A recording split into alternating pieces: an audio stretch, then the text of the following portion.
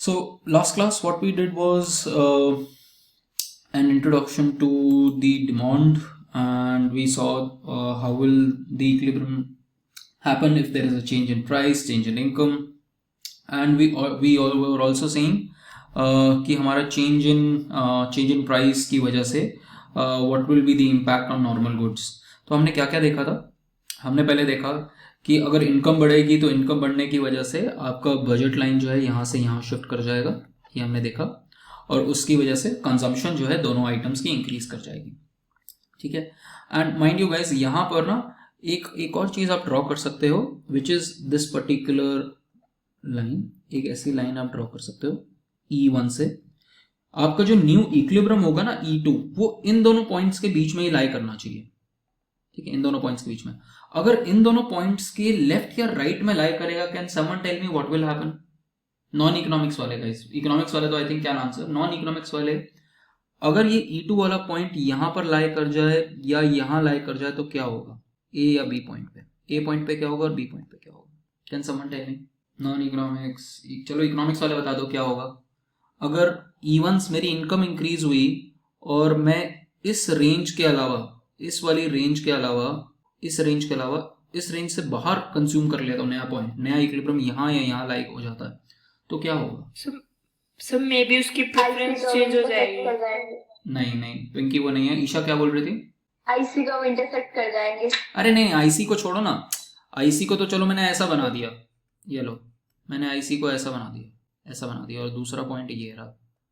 अब मैं यहाँ पॉइंट ले रहा हूँ, तो क्या होगा?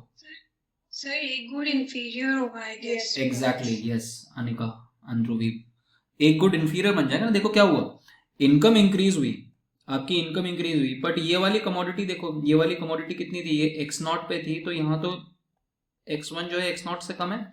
इनकम इंक्रीज होने के बाद अगर आप कमोडिटी कम कंज्यूम करने लग जाओगे तो आपने क्या कहते हैं, इंफीरियर गुड बना दिया.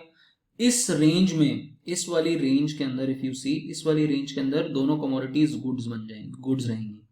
इस रेंज से बाहर अगर आप बी पॉइंट पे ले लोगे तो क्या होगा? इनकम इंक्रीज हुई और आपने y0 से भी कम कंज्यूम किया नया कमोडिटी, तो y इंफीरियर बन गया. इस पे आपने इससे, इस वाले पॉइंट से कम कंज्यूम किया तो x इंफीरियर बन जाएगा. इन दोनों के बीच में अगर आप कंज्यूम कहीं पर भी करोगे तो वो नॉर्मल कमोडिटी मानी जाएगी. ये पॉइंट समझ में आया सबको? यस. किसी को नहीं समझ में आया हो ये चीज? गुड, चलो. सो ये हमने एक पॉइंट देखा. फिर यही पॉइंट मैंने आपको इंफीरियर गुड का यहाँ पर दिखाया था. जो इंफीरियर गुड का मैंने आपको पॉइंट दिखाया कि x इंफीरियर गुड बन गया है, वो ऐसे ही बन गया है क्योंकि ये जो है ये इसके लेफ्ट में लाई कर गया था. अगर मुझे y को इंफीरियर दिखाना था तो मैं क्या करता, मैं इसी को और ज्यादा, मैं इसको यहाँ पर दिखाता. ठीक है, इसको इस तरीके से बनाना शुरू कर देता. ठीक है, इस तरीके से अगर बनाऊंगा तो ये इंफीरियर बन जाएगा.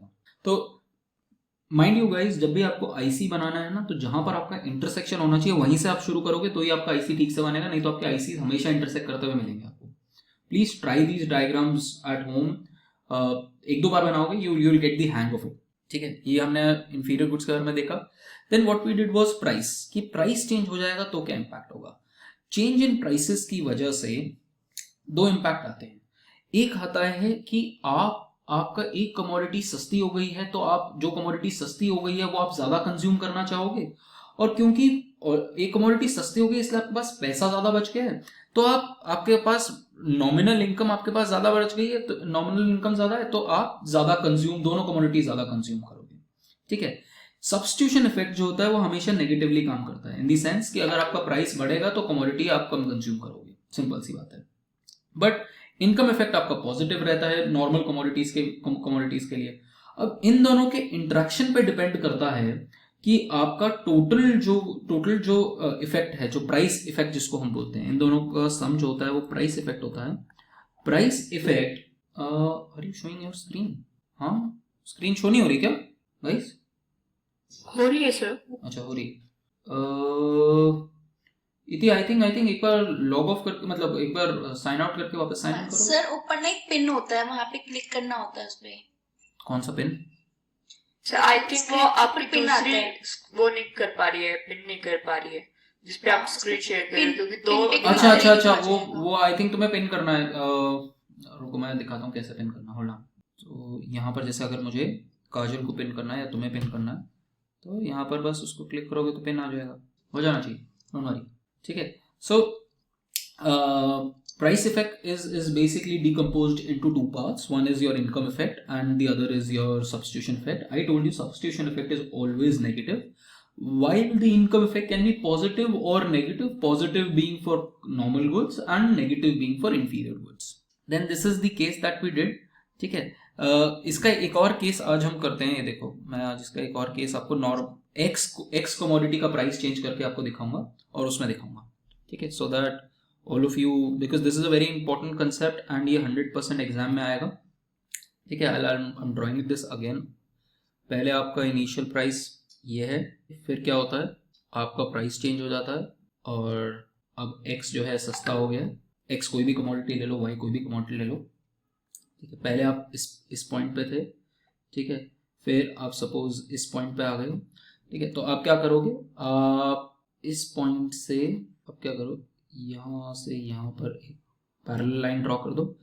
पैरेलल लाइन ड्रॉ करने के बाद मेक 2 पॉइंट्स, एक पॉइंट ये बना लो, एक पॉइंट ये बना लो और उसको ज्वाइन कर दो भाई ये। और दूसरा पॉइंट आपको जहाँ भी लेना है, आपको यहाँ लेना है, यहाँ लेना है, जिस भी तरीके से आपको उस गुड को बनाना है उस तरीके से आप उस गुड को बना सकते हो। ठीक है, if you want to make it here then make it here, आपको उसको यहाँ लेना है, यहाँ ले लीजिए। तो डिपेंड करता है कि आप किस कमोडिटी को किस तरीके से ट्रीट करना चाह रहे हो। तो ये बेसिक फ्रेमवर्क है of using a price effect. Let's see हमने क्या किया था। ये देखो, हमारा ओल्ड बजट लाइन ये थी। हमारा P1, if you remember, Y का प्राइस जो था वो $2 था, वो $2 से $1 हो गया, तो ये शिफ्ट होके यहाँ पहुंच गया। This is what we saw कि यहाँ से यहाँ हो गया। And what we did was a Hicksian approach. Hicksian approach में क्या होता है, हम कहते हैं कि नए प्राइसेस पे पुराना बंडल अफोर्डेबल होना चाहिए। ठीक है, ये बेसिकली हम कहते हैं नए प्राइसेस पे पुरानी यूटिलिटी होनी चाहिए, बंडल नहीं, पुरानी यूटिलिटी। तो हमारा जो पहला वाला जो इक्विलिब्रियम था वो ये था। ठीक है, हमने नए वाले प्राइसेस लिए और इस वाली यूटिलिटी कर्व, पुरानी वाली यूटिलिटी कर्व को टेंजेंट बनाया ऑन द न्यू प्राइसेस। ठीक है, तो हम बेसिकली कहते हैं old utility at new prices. ये आप अंडरलाइन कर लो। This is the approach of Hicks. ये हिक्सियन अप्रोच है ऑफ सब्स्टिट्यूशन इफेक्ट। एक और इफेक्ट है, I am not sure if that's there in your syllabus, which is called Slutsky approach. उसमें हम कहते हैं कि पुराना बंडल ही अफोर्डेबल होना चाहिए। ठीक है, तो उसमें वो जो नया वाला इक्विलिब्रियम, ये जो बजट लाइन है ना, वो E1 से ही E0 से ही पास करेगी। ठीक है, बट हम यहाँ कहते हैं ओल्ड यूटिलिटी जो है वो अफोर्डेबल होना चाहिए। तो हमने नए प्राइसेस लिए और हम देखा कि पुराना वाला जो यूटिलिटी कर्व है नए प्राइसेस पे कहाँ मीट कर रहा है। हमने देखा कि वो इस पे मीट कर रहा है। तो देखो क्या हुआ, प्राइसेस इंक्रीज हुए। ठीक है, अगर हम प्राइसेस, अगर किसकी बात करें, प्राइसेस अगर हम बात कर रहे हैं, क्या कहते हैं, एक्स, अगर हम वाई के बारे में बात कर रहे हैं तो वाई का प्राइस कम हुआ है और वाई की क्वांटिटी बढ़ी है। वाई का PY/PX कम हुआ है ना guys, can you see, PY/PX कम हुआ है। पहले क्या था PY/PX, पहले क्या प्राइसेस थे गाइस, पहले थे प्राइस 2 था और इसका 10 था, 1/5, अब 1/10 हो गया। This is PY/PX guys. ठीक है, पहले प्राइस ऑफ वाई क्या था गाइस, पहले प्राइस ऑफ वाई $2 था पर पेप्सी और अब हो गया $1। तो अगर आप देखो PY/PX क्या हो गया, PY/PX फॉल किया है तो क्वांटिटी ऑफ वाई कंज्यूम जो है वो इंक्रीज हुई है। what is this relation? Is this a positive relation or is this a negative relation? Positive relation. Negative. अरे पॉजिटिव रिलेशन कहाँ है, एक चीज फॉल कर रही है एक चीज राइज कर रही है, नेगेटिव रिलेशन बोलोगे ना उसे। नेगेटिव। ठीक है, तो इसी को हम बोलते हैं कि substitution effect is always negative. Substitution effect हमेशा नेगेटिव। हमने यही देखा ना, ये देखो हमारा प्राइस गिरा है, क्वांटिटी इंक्रीज करी है, हमने E0 से E1 गए हैं तो वाई की कंजम्पशन कितनी बढ़ गई है, Y0 से Y1S तक बढ़ गई है। दिस इज कॉल्ड एज, ये जो इंक्रीज हुआ है, this is the negative substitution effect. ठीक है, और दूसरी चीज क्या हुई है, इनकम बढ़ी है उसके बाद हम जब इवन पे आ गए, जब हम उसको इनकम इंक्रीज करेंगे, तो इनकम इंक्रीज करने के बाद अगर वाई की कमोडिटी जो है, अगर अगर वाई नॉर्मल गुड होगा तो क्यू और बढ़ेगा कि कम होगा, ये बताओ। समझ में आया क्या पूछ रहा हूँ मैं? Can you repeat, sir? हाँ, फिर से रिपीट करता हूँ। अभी हमने देखा कि सब्स्टिट्यूशन इफेक्ट करा हमने, ठीक है, सब्स्टिट्यूशन इफेक्ट किया, P Y by P X जो था वो गिरा है। क्यों गिरा है? पहले था 1/5, अब हो गया है 1/10। गाइज रिमेंबर, मैं P Y by P X के टर्म्स में बात कर रहा हूँ, मैं P X by P Y के टर्म्स में नहीं कर रहा हूँ, ठीक है। P X by P Y by P X को उल्टा होगा। P Y by P X एक गिरा है और y की कंजम्पशन क्यू वाई नॉट से क्यू वाई वन एस हो गई। यहां तक क्लियर है सबको? Yes, sir. Yes, sir. So this is my substitution effect which is negative relationship है, ठीक है। नाउ माई इशू इज कि इसके बाद जब मेरा इनकम इफेक्ट आएगा तो मेरी इनकम इंक्रीज हो रही है। अब अगर y नॉर्मल गुड है तो क्या होगा, और अगर इंफीरियर गुड है तो क्या होगा? अगर नॉर्मल नॉर्मल है तो क्वांटिटी इंक्रीज होगी और इंफीरियर है तो क्वांटिटी डिक्रीज होगी। बिल्कुल एग्जैक्टली। तो Yes, अगर sir. नॉर्मल गुड है तो ये और इंक्रीज होगी, और इंफीरियर गुड है तो ये डिक्रीज हो जाएगी। तो बेसिकली अब हम देख रहे हैं कि ये y गुड नॉर्मल है कि नहीं। अगर y गुड नॉर्मल हुआ तो क्या होगा? y गुड नॉर्मल हुआ तो इनकम इंक्रीज हुई यहां से यहां पर, ये इंक्रीज हो जाएगा ना, इंक्रीज इन इनकम की वजह से अगर y आप इंक्रीज कर रहे हो तो आपका इक्विलिब्रियम यहां आ जाएगा। अगर इसी को आपने इंफीरियर दिखाना था तो इंफीरियर दिखाने के लिए इस लाइन से नीचे आप कहीं पे भी दिखा दोगे तो इंफीरियर गुड बन जाएगा, ठीक है। So this is how you show inferior goods और नॉर्मल गुड्स को इस तरीके से दिखा सकते हो। तो इस केस में हमने क्या कहा, इस केस में नॉर्मल कमोडिटीज के केस में हमने क्या कहा कि हमारा substitution effect and income effect दोनों एक दूसरे को रीइंफोर्स कर रहे हैं। ये भी कह रहा है कि क्यू वाई बढ़ेगा और ये भी कह रहा है और क्यू वाई बढ़ेगा, ठीक है। और प्राइस ऑफ वाई कम हुआ है, क्यू वाई बढ़ा है, तो बेसिकली आप कह रहे हो कि इनकम और क्यू के बीच में नेगेटिव रिलेशनशिप है। Price of Y and Q Y के बीच में नेगेटिव रिलेशनशिप है। प्राइस कम हो रहा है तो वाई बढ़ रहा है। तो ये नॉर्मल गुड है और नॉर्मल लॉ ऑफ डिमांड यहां पर वर्क कर रहा है। और यही चीज in the readings, let's now see the readings guys. Give me a moment, मेरे पास बहुत सारी फाइल्स खुली पड़ी हैं और मुझे यही नहीं पता कि कौन सी फाइल कहाँ है। एक मिनट रुकना। ये हमने यहाँ पर देखा था ये चीज कि हमारी दोनों चीजें एक दूसरे को रीइंफोर्स कर रही हैं। नॉर्मल कमोडिटी के केस के अंदर कि सब्स्टिट्यूशन इफेक्ट की वजह से भी ही बाइज मोर पेप्सी, हाँ, सब्स्टिट्यूशन इफेक्ट की वजह से भी he buys more Pepsi and income effect की वजह से भी बाइज मोर पेप्सी। तो सब्स्टिट्यूशन और इनकम इफेक्ट दोनों सेम डायरेक्शन में काम कर रहे हैं क्वांटिटी ऑफ वाई को बढ़ाने के लिए, ठीक है।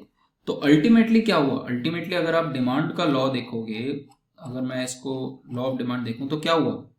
मेरा प्राइस कम हुआ, price of Y reduced from 2 to 1 and quantity of Y consumed increase from 50 to 150। यही हुआ। इसको अगर आप इस मैप पे ले जाओगे तो क्या हुआ? देखो, $2 से $1 प्राइस कम हुआ तो आपका क्वांटिटी जो है 50 से 150 हो गई। This shows a negative demand curve and which also reinforces the law of demand. ये क्लियर हुआ गाइस सबको? Yes, sir. हाँ, किसी का क्वेश्चन था, आई थिंक आयुषी, हाँ, क्या क्वेश्चन बताओ? No sir, by mistake. I'm हाँ, sorry. ठीक है। किसी और को doubt guys? Law of demand, ठीक है, क्योंकि अब मैं इसके अंदर एक टेक्निकल चीज लेके आऊंगा। मैं अब इसके अंदर इनकम इफेक्ट को उल्टा कर दूंगा। इनकम इफेक्ट उल्टी तरीके से काम करेगा और सब्स्टिट्यूशन इफेक्ट अलग तरीके से काम करेगा, ठीक है। चलो, now let's see this example. देखो अब क्या हुआ, हमारी कमोडिटी इस तरीके से है कि आपका प्राइस जो है वो इंक्रीजेस द प्राइस कंजम्पशन, हाँ, ठीक है।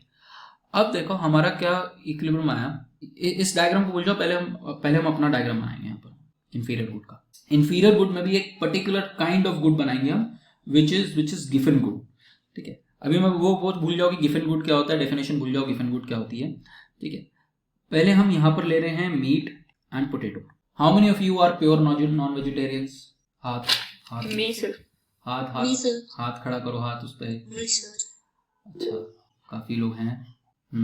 Okay. No sir, I'm vegetarian. I thought you are asking. नहीं, प्योर नॉन वेजिटेरियन की बात कर रहा हूँ कि वेजिटेरियन अगर दिख जाए और नॉन वेजिटेरियन नहीं दिखे तो वेजिटेरियन को लात मार दोगे।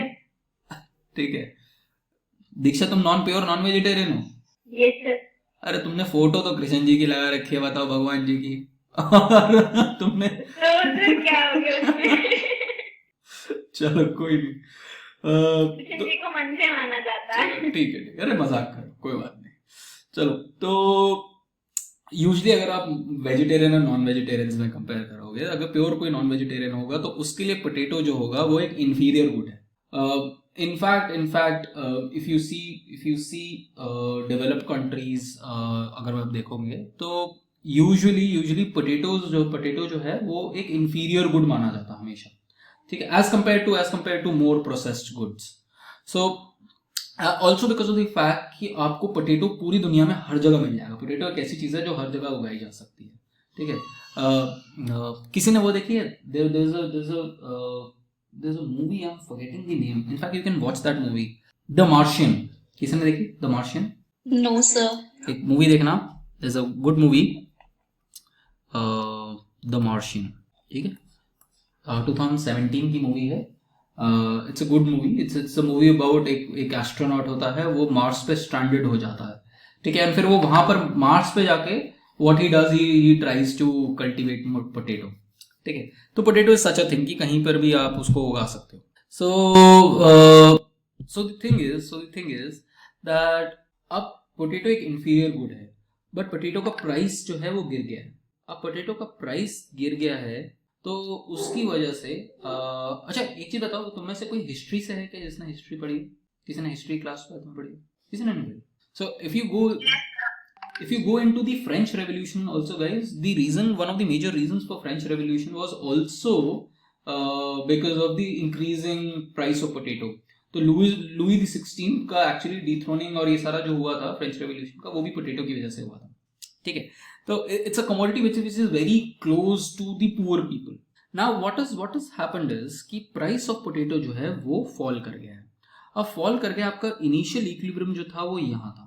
उसके बाद आपने क्या किया, आपने सब्स्टिट्यूशन इफेक्ट के लिए अपना यहाँ से उसकी इनकम कम करी और सब्स्टिट्यूशन इम्पैक्ट दिखाया कि आपका जो कंजम्पशन है से hold on, what have I done है, let me draw it here. इसको मुझे ऊपर दिखाना चाहिए था, give me a second guys, मैं उसको ना ऊपर, ये आपका है, फिर ये आपकी पहली प्राइस है, ये आपकी पहली प्राइस है, फिर आपका दूसरा जो इंक्रीजिंग प्राइस है वो ये है। ठीक है, and now what has happened is कि आपका जो इक्विलिब्रियम है वो ये आ रहा है। Now you draw your budget, you draw your indifference curve, और आपने ये पॉइंट्स बनाए, तो पहला इंडिफरेंस कर्व आ गया, यू नॉट। अब आप क्या कह रहे हो कि हमने क्या बोला था गाइस कि सब्स्टिट्यूशन इफेक्ट तो हमेशा नेगेटिव होगा, तो कुछ भी कर लो, अगर आपका प्राइस ऑफ वाई गिरा है तो सब्स्टिट्यूशन इफेक्ट के अंदर क्वांटिटी ऑफ वाई जो है वो तो इंक्रीज करेगा ही करेगा। ये सब्स्टिट्यूशन इफेक्ट तो हमेशा नेगेटिव ही रहेगा, और वो हमें दिख गया वाई नॉट से y1s। क्लियर? बट अब क्या हुआ, इनकम इफेक्ट जो था वो इतना ज़्यादा पॉजिटिव, इनकम इफेक्ट इतना ज़्यादा नेगेटिव था इस कमोडिटी के लिए कि उस कमोडिटी की कंजम्पशन जो थी ना वो एक्चुअली में, ठीक है मैं आईसी फिर से बनाऊंगा ये वाला।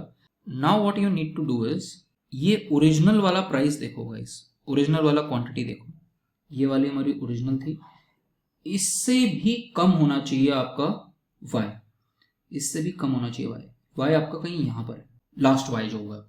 ठीक है, और उस हिसाब से आपको इक्विलिब्रियम बनाना है।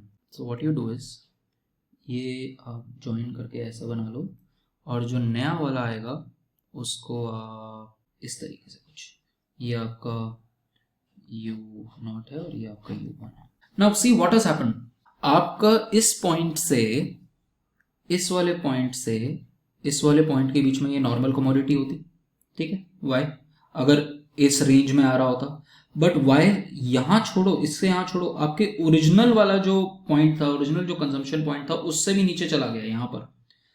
तो अल्टीमेटली क्या हुआ है, अल्टीमेटली y का कंजम्पशन जो है, फाइनल कंजम्पशन जो है वो कहाँ पर है, y2 पे। आपकी प्राइस ऑफ y जो है फॉल किया है और कंजम्पशन ऑफ y जो है वो फॉल कर गई। Isn't this a violation of law of demand? किसी चीज का प्राइस गिरता है तो उसकी डिमांड इंक्रीज होनी चाहिए।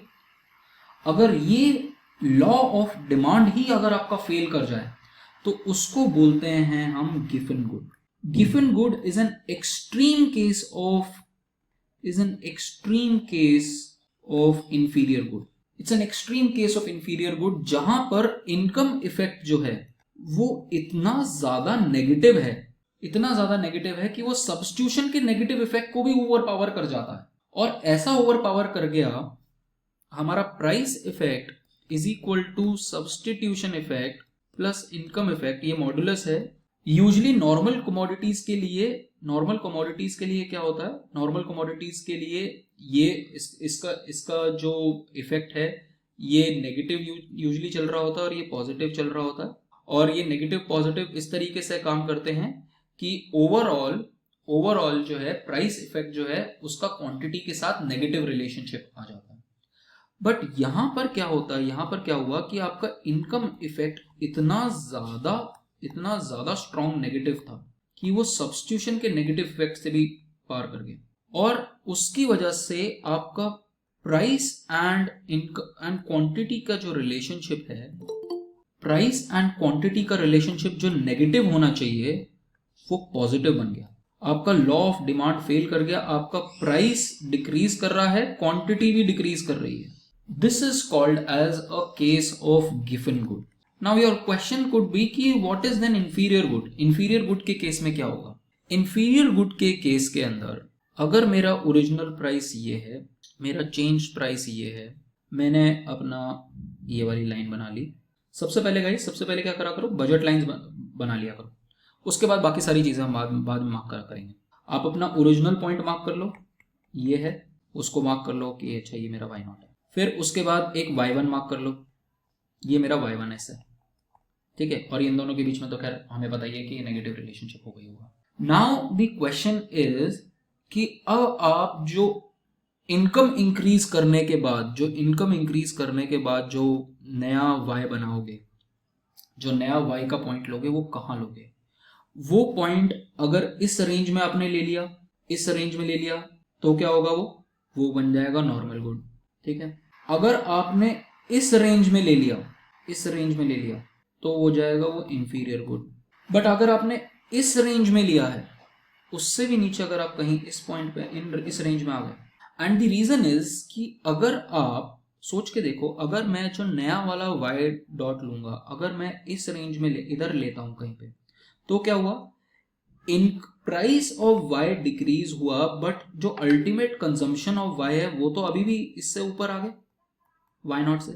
तो चाहे वो इंफीरियर गुड है, but substitution effect will be more than the income effect. Substitution effect negative था, ठीक है, मान लिया, बट इनकम इफेक्ट इतना नेगेटिव नहीं था कि वो सब्स्टिट्यूशन इफेक्ट को ओवर पावर कर जाए। तो substitution effect over powers the negative income effect, और उसकी वजह से प्राइस और क्वांटिटी के बीच में एक नेगेटिव रिलेशनशिप एस्टैब्लिश हो जाता है। बट अगर आप इस रेंज में कहीं पे आ गए तो आप ओरिजिनल जो आपने वाई पोटेटोज कंज्यूम करे थे उससे भी कम आप कंज्यूम कर रहे हो प्राइस डिक्रीज होने के बाद। दैट शोज कि आपकी जैसी ही इनकम बढ़ रही है, आप कह रहे हो कि मैं पोटेटोज तो बिल्कुल भी नहीं लूंगा, जितने पहले कंज्यूम कर रहा था मैं उतने भी कंज्यूम नहीं करूंगा, मैं उससे भी कम कंज्यूम करूंगा। That becomes a case of given good. यहां पर जो हमने पॉइंट लिया और जो नया इक्विलिब्रियम बनाएंगे, एंड माइंड यू, जब आप आईसी बनाओगे तो आपको you have to be very careful कि ये वाली जो आईसी होगी वो बहुत ही माइन्यूटली ऐसे जानी चाहिए, इस तरीके से, और फिर ये वाली आईसी इस तरीके से जाएगी, इस तरीके से। ठीक है, इस तरीके से आपको आईसीज बनानी पड़ेंगी, नहीं तो आपकी आईसीज इंटरसेक्ट कर जाएंगी। You need a couple of rounds of practice of this, तभी आपको ये चीज clearly you can identify and you can make it. Now ये चीज समझ में आई कि नहीं आई? पहली बात तो ये inferior goods, Giffen goods and normal goods, इन तीनों चीज का डिस्टिंक्शन समझ में आया कि नहीं आया? एंड सेम चीज guys, the same thing I want to do it for commodity X as well. Commodity X के लिए भी करके दिखाता हूँ, क्योंकि कई बार पेपर में क्या होता है वो कमोडिटी एक्स के लिए ये आपका हुआ पहला प्राइस, आपका प्राइस फॉल किया, ये आपका हो गया दूसरा। अब आप इससे पैरेलल लाइन बनाओगे, पैरेलल लाइन बना ली। अब आप ओरिजिनल पॉइंट्स देखो कि क्या है, एक्स का प्राइस डिक्रीज हुआ है, पहले आप सपोज यहां कंज्यूम कर रहे थे, अब आप यहां कंज्यूम कर रहे हो। नाउ टेल मी गाइज, अगर मुझे इस कमोडिटी को गिफन गुड बनाना है तो एक्स का पॉइंट, मैं जो नया पॉइंट लूंगा इस लाइन पे मैंने पॉइंट्स मार्क कर दिए बी। अगर मैं कोई भी point guys, answer me this, अगर मैं कोई भी पॉइंट इससे कम लूंगा तो क्या हो जाएगा? नॉन इकोनॉमिक्स गाइज ये चीज समझ में आई कि अगर मेरा new equilibrium point x not से भी कम हो जाएगा यहाँ पर कहीं पे, तो वो गिफन गुड बन जाएगा। समझ में आया ये सबको? यस ठीक है, गुड। और अब देखो, ये मेरी ओरिजिनल, ये मैं अपना वो बनाता हूँ यूटिलिटी यू नॉट। ठीक है, अब मेरे पे डिपेंड करता है कि मैं नया वाला क्या लेना चाह रहा हूं। अगर मैं नया वाला पॉइंट जो है इधर ले लूं, इस वाले पॉइंट, अब इस वाले पॉइंट से कंपेयर करूंगा मैं इंफीरियर और नॉर्मल कमोडिटीज के लिए मैं नए वाले पॉइंट से कंपेयर करूंगा गाइस, ध्यान रखना, x1s से। ये बताएगा आपको कि वो इंफीरियर है या नॉर्मल है, और ये आपको बताएगा कि वो कहीं गिफन तो नहीं है। अगर इससे भी कम कंज्यूम कर रहा है प्राइस गिरने के बाद तो वो गिफन बन जाएगा। I will show you all cases. अब इस पॉइंट से अब मैं देखता हूं कि अच्छा चलो ये मेरा ये वाला कंजम्पशन था, अगर मेरी इनकम इंक्रीज होने के बाद, ये जो इनकम इंक्रीज हुई इसके बाद मेरी जो नई कमोडिटी आ रही है, अगर वो यहां पर लाई कर रही है, अगर मैं x2 को यहां प्लेस करता हूं तो वो कमोडिटी क्या है? Can anyone tell me? x2 को मैंने यहां प्लेस कर दिया, क्या बन गई वो कमोडिटी? सबको समझ में आया इंफीरियर गुड। क्यों? क्योंकि सब्स्टिट्यूशन इफेक्ट के बाद जब मैं देख रहा हूं, तो सब्स्टिट्यूशन इफेक्ट के बाद जब मैं इनकम प्रोवाइड कर रहा हूं तो वो इस वाले लेवल से कम कंज्यूम कर रहा है, तो वो इंफीरियर गुड बन गया। अगर यहां पर x2 डालता तो वो नॉर्मल गुड बन जाता, यहां पर वो इंफीरियर बन गया है। और यहां पर मैं लेता हूं तो वो, बस आपको जो पॉइंट चूज करना है उस पॉइंट पे आप आईसी बना दो। यहां पर बनाऊंगा तो मैं आईसी ऐसे करके बना दूंगा, यहां बनाऊंगा तो मैं आईसी नॉर्मल वे में बना दूंगा, यहां पर मैं इस तरीके से बना सकता हूं। That's it. And all you need to remember is the mantra is price effect is equal to income effect plus substitution effect. ये हमेशा याद रखो। और substitution effect is always negative. Income effect can be negative or can be positive. अगर income effect positive है तो ये normal commodity है, अगर income effect negative है तो ये inferior commodity बनेगी, या फिर ये इंफीरियर का एक दूसरा सब पार्ट गिफन कमोडिटी बन जाए। This is how you see this.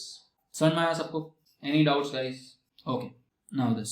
ठीक है, सो यही यहां पर एक्सप्लेन्ड है कि do all demand curves slope downwards.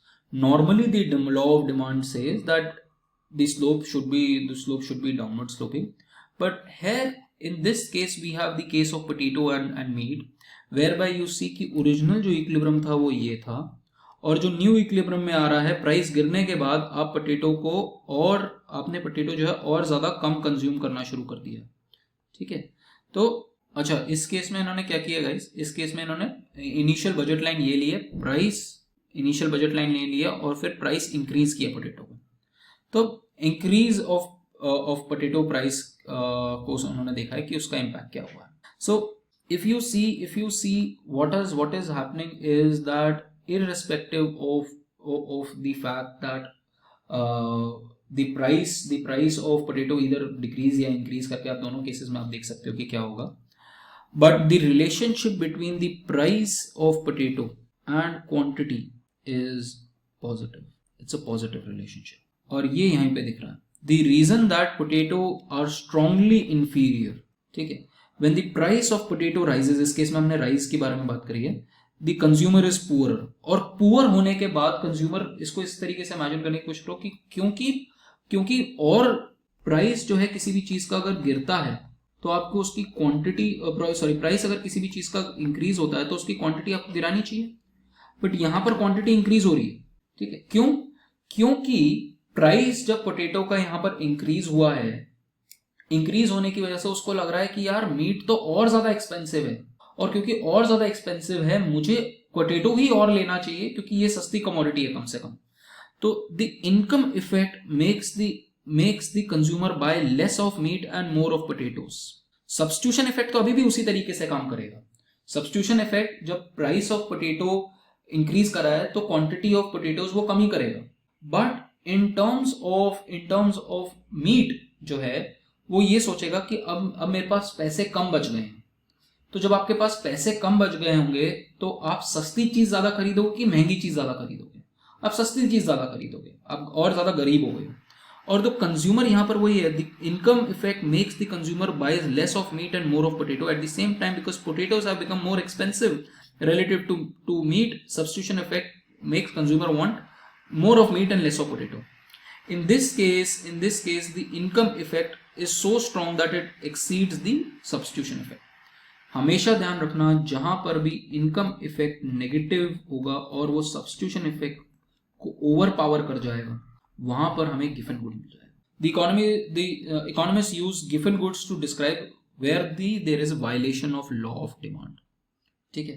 सो ये लॉ ऑफ डिमांड का वायलेशन है और यही चीज हमें यहाँ पर उन्होंने दिखा नहीं रखी. बट इस केस में क्या होगा, प्राइस ऑफ पोटैटो को लोगे और क्वांटिटी ऑफ पोटैटो को लोगे. Late me show you through a diagram. मैं आपको ये डायग्राम से इंक्रीज वाला भी केस दिखा देता हूँ सो दैट कोई कंफ्यूजन ना रह जाए. ये एक लास्ट चीज भी हम कर लेते हैं. ये आपका इनिशियल प्राइस है, ठीक है. फिर उसके बाद हमने क्या किया, हमने कहा कि प्राइस ऑफ पोटैटो जो है वो बढ़ गया. इस पॉइंट को क्या बोलते हैं, m बाय पी वाई, और इस पॉइंट को बोलेंगे m by P Y dash. तो गाइस अगर डिनोमिनेटर इंक्रीज होगा, न्यूमरेटर तो सेम ही है, इनकम सेम ही है, तो क्या होगा, ये फॉल कर जाएगी. ठीक है, ये तो मैथमेटिकली भी क्लियर हो गया होगा.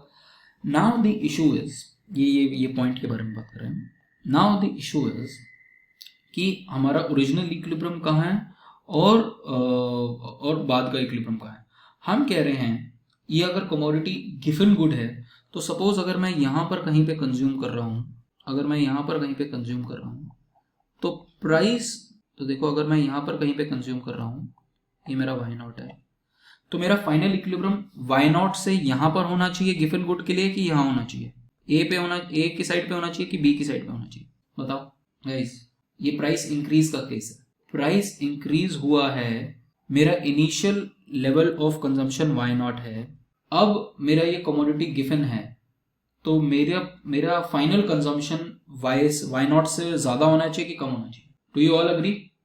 Violation of law of demand कब होगा, जब पीवाई का प्राइस कम हुआ, ठीक है, सॉरी पीवाई का प्राइस इंक्रीज हुआ और क्यू ऑफ वाई भी इंक्रीज कर जाए, तभी तो वायलेशन होगा डिमांड का. तभी तो आप कहोगे कि डिमांड कर्व जो है उल्टी हो गई. तो अब हमें इस तरीके से इक्विलिब्रियम बनाना है कि अगर ये मेरा ये मेरा फाइनली E2 है, तो मेरा ये मेरा फाइनली E नॉट है, ये E नॉट है, तो मेरा जो E2 आना चाहिए वो किसी तरीके से वो यहाँ पर कहीं पे लाई करना चाहिए, इस लाइन पे. मेरा जो फाइनल इक्विलिब्रियम है वो यहाँ कहीं लाई करना चाहिए, तभी मैं कह सकता हूँ कि मेरा लॉ ऑफ डिमांड जो है वो फेल करे. तो बस मैं उसके अंदर अब इनकम्स पुट कर दूंगा और इनकम पुट करके उसको डायग्राम बना दूंगा. So this is ultimately how you will draw. इसको आप यहाँ से एक ये आईसी बना लो, ये आपका इक्विलिब्रियम हो गया. तो इंक्रीज के केस में इस तरीके से you can draw the diagram. Ultimately the conclusion is the same कि प्राइस इफेक्ट, इनकम इफेक्ट और सब्स्टिट्यूशन इफेक्ट का सम होता है. Let's see one more thing. Let's now quickly see. ठीक है, वी हैव 5-7 मिनट्स. मैं एक बार पूरा सिर्फ एक समरी दे देता हूँ कि नीचे इस पोर्शन में हम क्या कर रहे हैं. ठीक है, हमारा यूजुअली लाइफ में क्या होता है कि हमारा लेबर सप्लाई और कंजम्पशन के बीच में, हम लेजर के बीच में हम देखते हैं कि क्या रिलेशनशिप है. ठीक है, उसको हम बोलते हैं कि the relationship between leisure and consumption. तो जैसे जैसे आप लेजर बढ़ाओगे आपका कंजम्पशन जो है वो कम होना शुरू हो जाएगा. ठीक है, और जैसे जैसे आप कंजम्पशन बढ़ाओगे आपका लेजर का अमाउंट कम हो जाएगा. Let me show you how. आपके पास एक्स एक्सिस पे है hours of leisure, Y axis पे आपकी कंजम्पशन. ना आप इस तरीके से आप अपना एलोकेट करना चाहते हो, और ये क्या होगा, आवर्स ऑफ लेजर बेसिकली अगर ये पर डे के लिए देखूं तो टोटल दिन में 24 घंटे होते हैं. यहाँ पर ये इसने वीकली लिया होगा, यहाँ पर टोटल वीक का लिया होगा. बट मैक्सिमम जो है आपके पास अगर दिन में 24 घंटे है तो ये पूरा का पूरा 24 घंटे अगर आप लेजर को दोगे तो क्या होगा, आपकी कंजम्पशन क्या होगी गाइस, जीरो कंजम्पशन हो जाएगी. क्योंकि अगर आपने 24 के 24 घंटे सिर्फ ऐश काटी है तो आपने दैट मीन्स काम कुछ नहीं किया. और अगर आपने काम कुछ नहीं किया तो आपको पैसे कुछ नहीं मिलेंगे, पैसे कुछ नहीं मिलेंगे तो कंज्यूम क्या करोगे. तो कंज्यूमर जो है, और दूसरा ऑप्शन क्या है कि आप लेजर जीरो कर दो तो कंजम्पशन आप बहुत ज्यादा कर लोगे. कई ये वो लोग हैं जो अल्टीमेटली प्लेसमेंट लेंगे केपीएमजी में, डिलॉइट में या फिर पीडब्ल्यूसी में, जो क्या करेंगे, जो कॉर्पोरेट सेक्टर में चले जाएंगे. उनके लिए जिंदगी में सिर्फ काम ही काम रह जाएगा. उनका घर आके भी लैपटॉप है, बेड पे भी लैपटॉप है, कंप्यूटर ऑफिस में तो लैपटॉप है ही. तो वो लोग हैं जिनका लेजर कुछ नहीं है. उनको लेजर सिर्फ वीकेंड पे मिलता है, क्या कहते हैं, कुछ टाइम के लिए. ठीक है, तो ये वो लोग हैं.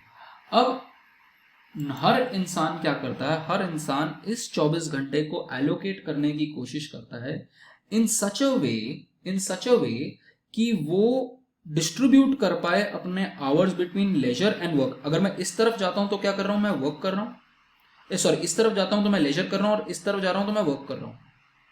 जितना मैं लेजर कम करता रहूंगा उतना मैं काम करूंगा और उतनी मेरी कंजम्पशन बढ़ेगी. तो आपकी एक बजट बेसिकली लाइन है कि किस तरीके से आप कंज्यूम कर सकते हो और किस तरीके से लेजर ले सकते हो. बट आइडियली आपकी प्रेफरेंस क्या होती है, आपकी प्रेफरेंस होती है कि यार मुझे ऐश भी खूब मिल जाए और मुझे कंजम्पशन भी खूब मिल जाए. आप ज्यादा से ज्यादा बड़े इंडिफरेंस कर्व पे जाना चाहते हो, जहां पर हर इंडिफरेंस कर्व क्या है, it's a combination of leisure and consumption. आपको लेजर और कंजम्पशन दोनों मिल जाए तो बहुत मजे की बात है. कोई आपको आके 1 करोड़ रुपया दे जाए, ठीक है, तो आप देखो लेजर और कंजम्पशन दोनों कैसे बढ़ती है.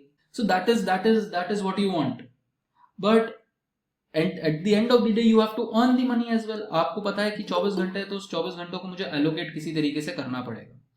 तो given your constraint of earning, आप एक ऑप्टिमल आउटकम निकालते हो.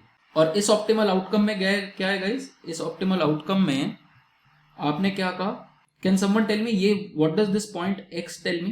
कोई बता सकता है एक्स क्या बता रहा होगा मुझे. Equal consumption and equal leisure. नहीं, मैं उस टर्म्स में नहीं पूछा.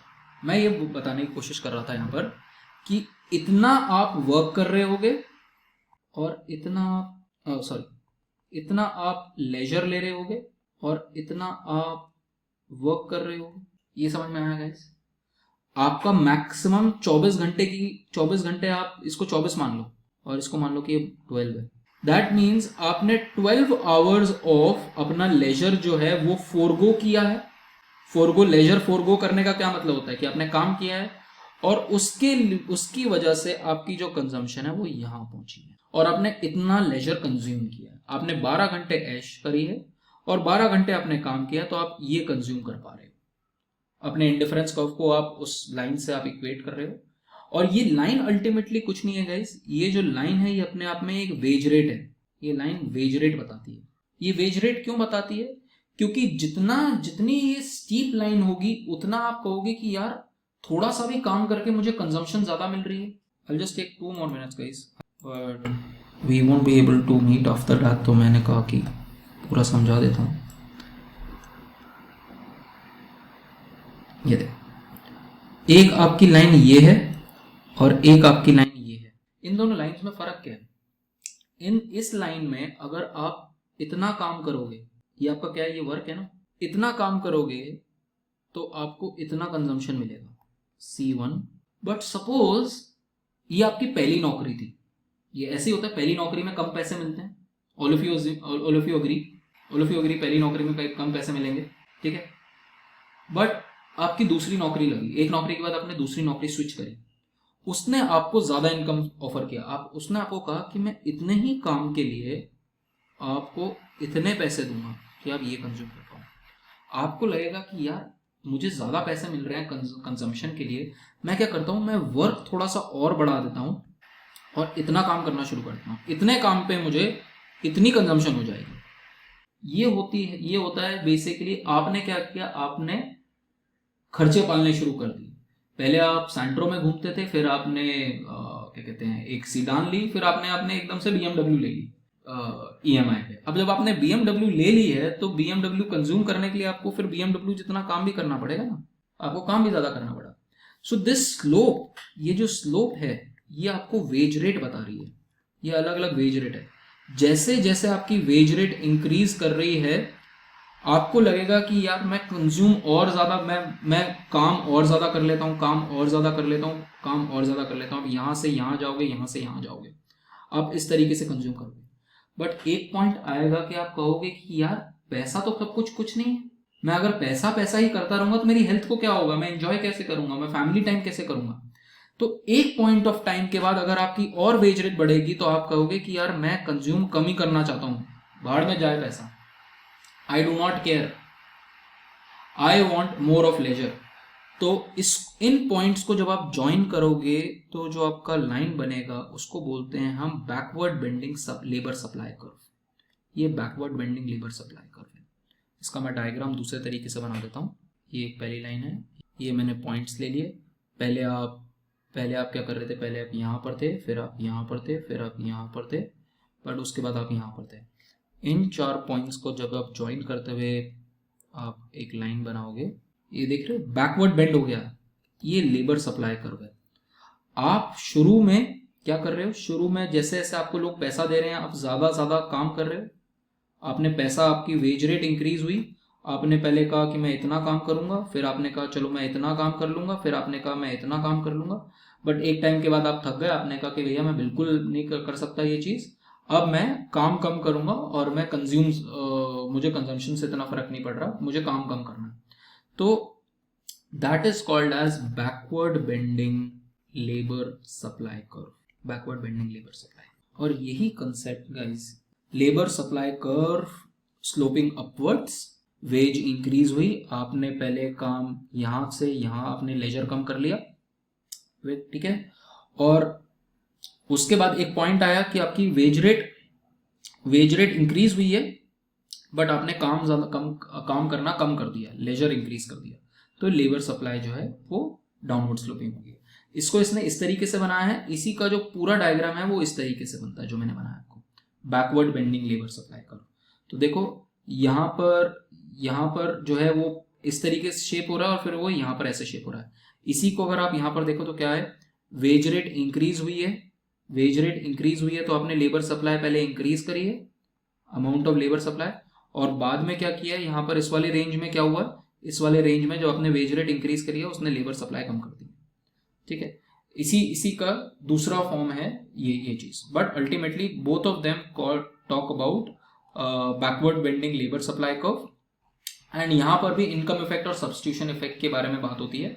यहाँ पर substitution effect is greater than income effect, और यहाँ पर income effect is more than substitution effect. I might take a small session to explain this if needed, ठीक है। नेक्स्ट अगर कोई सेशन अगर कोई लेना होगा तो मैं ये चीज़ फिर से कंप्लीट कराना चाहूँगा, सो दैट एटलीस्ट हमारा ये वाला unit I can be rest assured कि तुम लोगों को आता है। But in a sense guys, did you understand what I was trying to say? समझ में आया? Non economics guys, I think Chhavi is one non economics. Chhavi, yes sir. समझ में आया?